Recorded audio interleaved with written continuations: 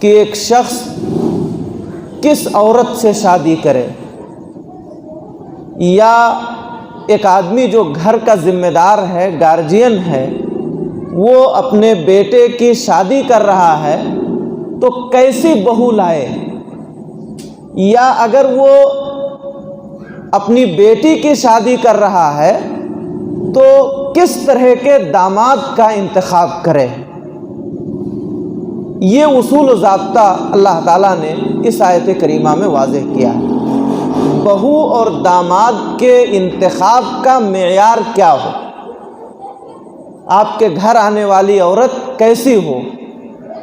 اللہ تعالیٰ نے یہاں فرمایا ہے لوگوں، مشرکہ عورتوں سے شادی نہ کرو، مشرکہ عورتوں سے شادی نہ کرو، جو شرک کرنے والی ہو، اللہ کے ساتھ دوسروں کو شریک ٹھہرانے والی لڑکی ہو، ایسی عورت اپنے گھر میں نہ لاؤ۔ ایک لونڈی تمہارے لیے بہتر ہے مشرکہ عورت سے، مشرکہ عورت سے کہیں زیادہ بہتر ایک لونڈی ہے، اگرچہ وہ مشرکہ عورت تم کو اچھی لگ رہی ہو اور پسند آ رہی ہو۔ اس کے بعد اللہ تعالیٰ نے فرمایا مردوں کے تعلق سے، اور تم مومنہ عورتوں کا نکاح مشرک مردوں سے نہ کراؤ۔ ایک عورت جو مومن ہے، اللہ پر ایمان رکھنے والی ہے، آپ کی بیٹی ہو یا آپ کے خاندان کی ہو، کوئی بھی ہو، اس لڑکی کا نکاح کسی مشرک مرد سے نہ کراؤ۔ ایک غلام لڑکا جو مومن ہے، ایمان رکھنے والا غلام، مشرک مرد سے کہیں زیادہ بہتر ہے، اگرچہ وہ مشرک مرد تمہیں اچھا لگے، پسند آئے۔ اس کے بعد اللہ تعالیٰ نے فرمایا یہ لوگ یعنی مشرک تمہیں جہنم کی طرف بلاتے ہیں، اور اللہ تعالیٰ تمہیں جنت کی طرف اور اپنی مغفرت کی طرف بلاتا ہے۔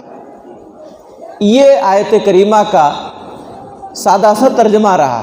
حاضرین گرامی، اس آیت کریمہ سے پہلی بات یہ معلوم ہوئی کہ ہمیں اپنی بیٹی کی شادی کرنی ہے تو داماد جو لانا ہے، یا اپنے بیٹے کی شادی کرنی ہے تو جو بہو لانی ہے، دونوں کے لیے پہلی شرط اللہ تعالیٰ نے بتائی ہے ایمان کی، پختہ عقیدے کی حامل ہو، شرک اس کے یہاں نہ پائی جائے۔ بہو اور داماد دونوں موحد ہوں، پختہ عقیدے کے حامل ہوں، ایمان پر قائم ہوں، شرک سے دور ہوں، یہ پہلی شرط ہے۔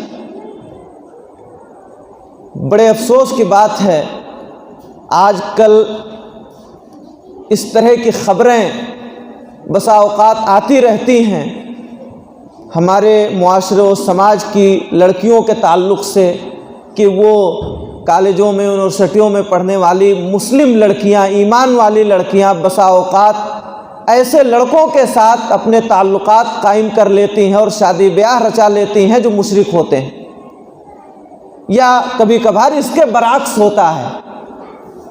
یہ بہت بڑا المیہ ہے ہمارے سماج کا، ہمارے معاشرے کا، اور خطاوار ہم ہیں۔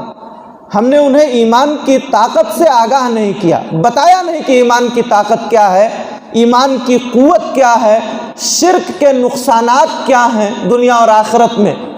اس لیے حاضرین گرامی، سب سے پہلی اور بنیادی شرط یہ ہے کہ ہمارے گھر آنے والی بہو ایمان والی ہو، پختہ عقیدے والی ہو، شرک سے دور رہنے والی ہو، یا ہم اپنے بیٹے کی شادی جس سے کر رہے ہیں، یا اپنی بیٹی کی شادی جس لڑکے سے کر رہے ہیں، وہ ایمان والا ہو۔ ایمان والا ہونا شرط ہے۔ اور چیزوں میں سمجھوتا کیا جا سکتا ہے، مگر ایمان و عقیدے میں کسی طرح کا کوئی سمجھوتا یہ جائز نہیں ہے، گنجائش نہیں ہے اس کی۔ سلف کی زندگیاں، صحابہ کرام رضوان اللہ علیہم اجمعین کی زندگیاں اسی بات کی گواہ ہیں۔ دوسری شرط بہو اور داماد دونوں کے سلسلے میں یہ کہ وہ دیندار ہوں، دین پر قائم ہوں۔ اللہ کے نبی جناب محمد الرسول اللہ صلی اللہ علیہ وسلم نے فرمایا، سنن ترمذی کی روایت حضرت ابو ہریرہ رضی اللہ عنہ کی، تنکح المرأۃ لأربع ایک عورت اس سے 4 چیزوں کی وجہ سے شادی کی جاتی ہے. یعنی عام طور پر جو اس وقت اللہ کے نبی صلی اللہ علیہ وسلم کی جب بعثت ہوئی ہے اس وقت نکاح کے لیے عورتوں میں جو چیزیں دیکھی جاتی تھیں وہ بنیادی طور پر 4 چیزیں تھیں. لمالہا ولجمالہا ولحسبہا ولدینہا. ایک عورت سے شادی کی جاتی ہے مال کی وجہ سے. جہیز کتنا لائے گی, ہم کو ملے گا کتنا. عام طور پر ایسا دیکھا جاتا ہے ہمارے یو پی وغیرہ میں بہت خطیر رقم جہیز میں مانگی جاتی ہے. انتہائی خراب رسم جو ہندوانہ رسم ہے وہ ہمارے سماج و معاشرے میں آ گئی ہے. دنیا بھر کے سامان, نقد پیسوں کا مطالبہ ایسا ہوتا ہے کہ شادی نہیں کی جاتی بلکہ بچوں کو بیچا جاتا ہے منڈیوں میں. اس طرح کے معاملات ہیں. تو عورت سے شادی کی جاتی ہے مالداری دیکھ کر کے. ولجمالہا, اور جمال اور خوبصورتی دیکھ کر کے شادی کی جاتی ہے. بسا اوقات بہت سارے لوگ دیکھتے ہیں کہ وہ لڑکی خوبصورت ہے یا نہیں, لڑکا خوبصورت ہے یا نہیں, اس کو معیار بنایا جاتا ہے. ولحسبہا, اور خاندان, حسب و نسب دیکھ کر کے شادی کی جاتی ہے, خاندان اس کا کیسا ہے. ولدینہا, اور دینداری دیکھ کر کے شادی کی جاتی ہے. 4 چیزیں ہیں. اللہ کے نبی جناب محمد الرسول اللہ صلی اللہ علیہ وسلم نے اپنا فیصلہ سنایا. فاظفر بذات الدین, تم دیندار کو ترجیح دو. آپ نے فرمایا 4 چیزوں کی وجہ سے شادی کی جاتی ہے, مال کی وجہ سے, جمال کی وجہ سے, حسب و نسب کی وجہ سے, دین کی وجہ سے. آپ کا فیصلہ یہ ہے فاظفر بذات الدین, دیندار کو ترجیح دو. اگر تم نے دیندار کو چھوڑ کر کے مالدار کو ترجیح دیا, دین کو چھوڑ کر کے حسن و جمال کو ترجیح دیا, دین کو چھوڑ دیا, خاندان و حسب نسب دیکھ کر کے شادی کیا, تو تمہارے لیے ہلاکت و بربادی ہو. بد دعا ہے اللہ کے نبی جناب محمد الرسول اللہ صلی اللہ علیہ وسلم کی. تربت یداک, تمہارے دونوں ہاتھ خاک آلود ہو. حاضرین گرامی, بنیادی چیز جو بہو آپ کے گھر آنے والی ہے یا اپنی بیٹی کے لیے داماد جو آپ ڈھونڈ رہے ہیں, ان میں بنیادی شرط وہ دیندار ہوں, دین پر قائم رہنے والے ہوں, نماز روزے کے پابند ہوں, اللہ سے ڈرنے والے ہوں. یہ دیکھ کر کے شادی کی جائے. اللہ کے نبی جناب محمد الرسول اللہ صلی اللہ علیہ وسلم نے فرمایا اذا خطب الیکم من ترضون دینہ وخلقہ فزوجوہ. جب تمہاری بچی کی شادی کے لیے کوئی ایسا لڑکا آئے, تمہاری بچی کا ہاتھ ایک ایسا لڑکا مانگ رہا ہو جس کے دین سے اور جس کے اخلاق و کردار سے تم راضی ہو, دیندار ہو اور با اخلاق ہو, اگر ایسا لڑکا شادی کا پیغام دے رہا ہے فزوجوہ, تو تم اپنی بچی کی شادی اس سے کر دو. اپنی بچی کی شادی اس سے کر دو. 2 چیزیں, دینداری اور اخلاق.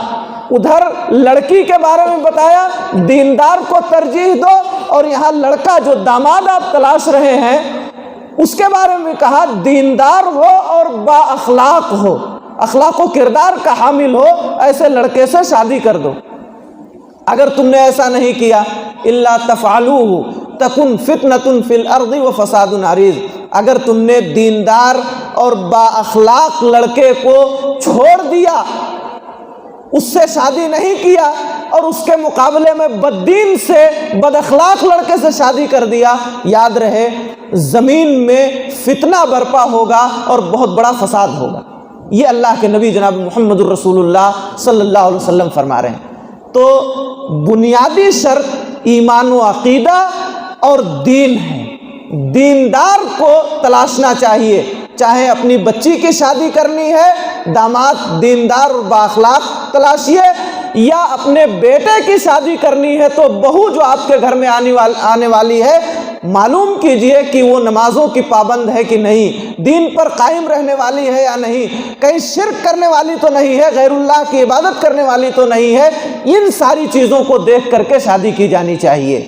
یہ اللہ کے نبی جناب محمد الرسول اللہ صلی اللہ علیہ وسلم کا فرمان اور آپ کی وصیت ہے اپنی امت کے نام.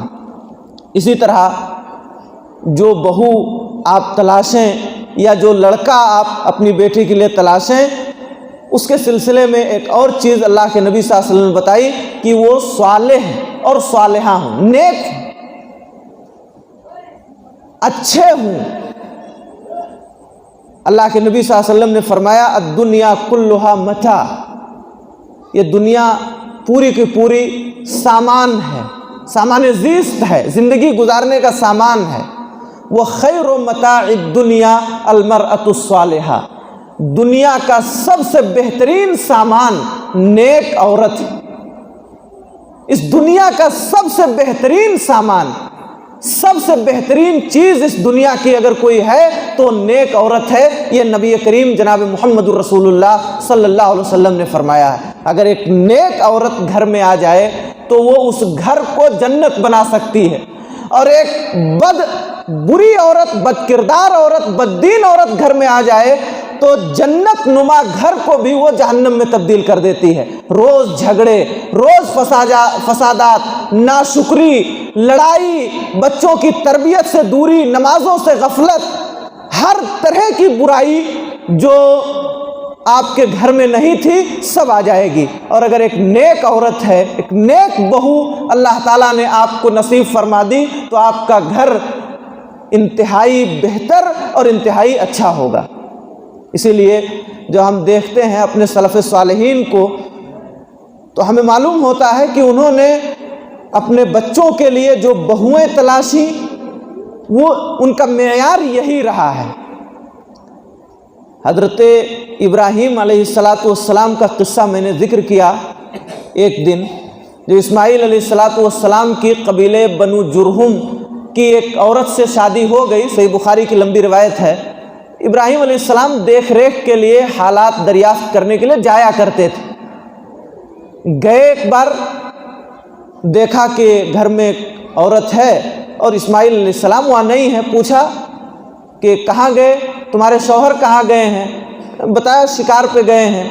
حالات پوچھا کیسے گزر بسر ہو رہی ہے، تو اس عورت نے ناشکری کی۔ اس نے کہا بڑی تکلیف کی بات ہے، بڑی پریشانی سے ہمارا گزر بسر ہو رہا ہے۔ ابراہیم علیہ السلام جب لوٹے تو کہا کہ ٹھیک ہے، تمہارے شوہر جب واپس آئیں تو تم انہیں میرا سلام کہنا اور ان سے کہنا کہ اپنی چوکھٹ بدل دیں۔ دیکھیے ایک بہو جو ناشکری ہے، ابراہیم علیہ السلام کی بہو شادی ہو چکی ہے، ناشکری ہے، قناعت پسند نہیں ہے، اللہ تعالیٰ کے دیے ہوئے پر راضی نہیں ہے، ابراہیم علیہ السلام نے اس کو طلاق دینے کا حکم دیا۔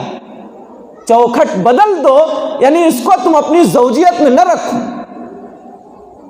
تو حاضرین گرامی، ایک ایسی لڑکی آپ کے گھر آئے جو قناعت پسند ہو، اللہ رب العالمین نے جو کچھ دیا ہے اس پر راضی رہنے والی ہو، اللہ کی شکر گزار ہو۔ ایک ہمارے سلف میں ایک نام ہے ابو وداع، یہ بڑے غریب آدمی تھے، شادی ہوئی ان کی۔ سعید ابن مسیب رحمہ اللہ ایک بڑے تابعی گزرے ہیں، محدث تھے، حدیث کا درس دیا کرتے تھے، انہی کے شاگرد تھے ابو وداع۔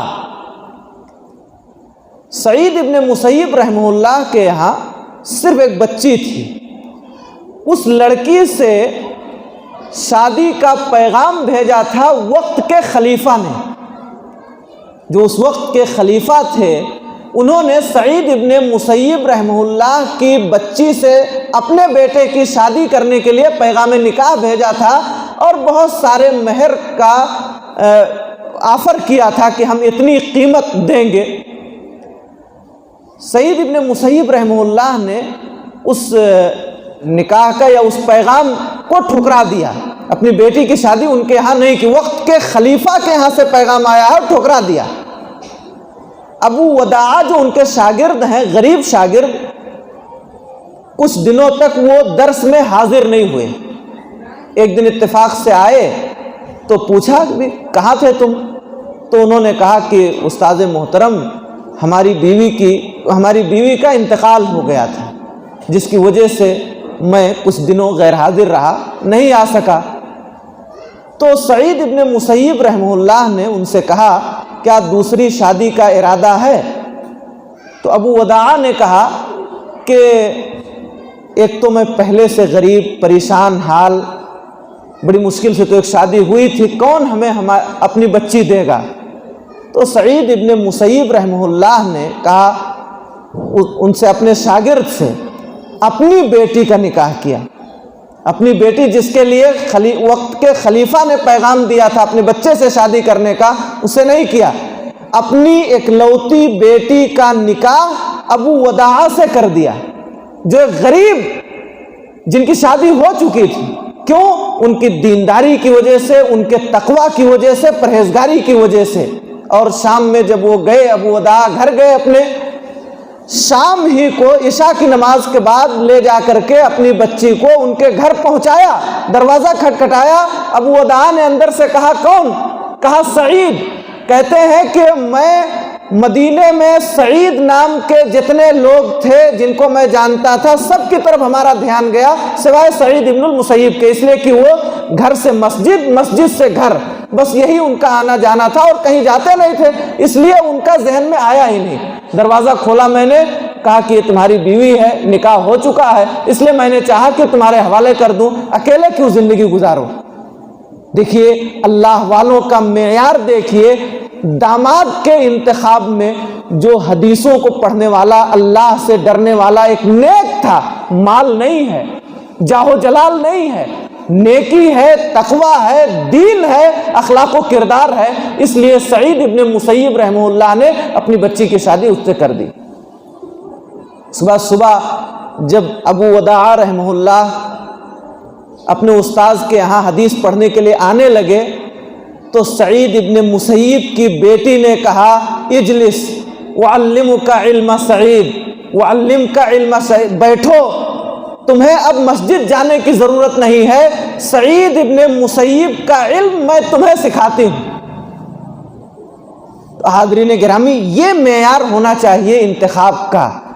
جو بھی بہو آپ کے گھر آئے، دیندار ہو، نیک ہو، ایمان و عقیدے کی حامل ہو، پختہ عقیدے والی ہو، شرک سے دور رہنے والی ہو، اپنی بیٹی کے لیے جس لڑکے کا انتخاب کریں، دیندار ہو، با اخلاق ہو، پختہ ایمان والا ہو، تو آپ جان لیجئے کہ ان کی زندگی میں خوشحالی ہوگی، چین و سکون ہوگا، بھلے غربت ہوگی لیکن اللہ رب العالمین کے شکر گزار رہیں گے، ہر طرح کی پریشانیوں سے محفوظ رہیں گے۔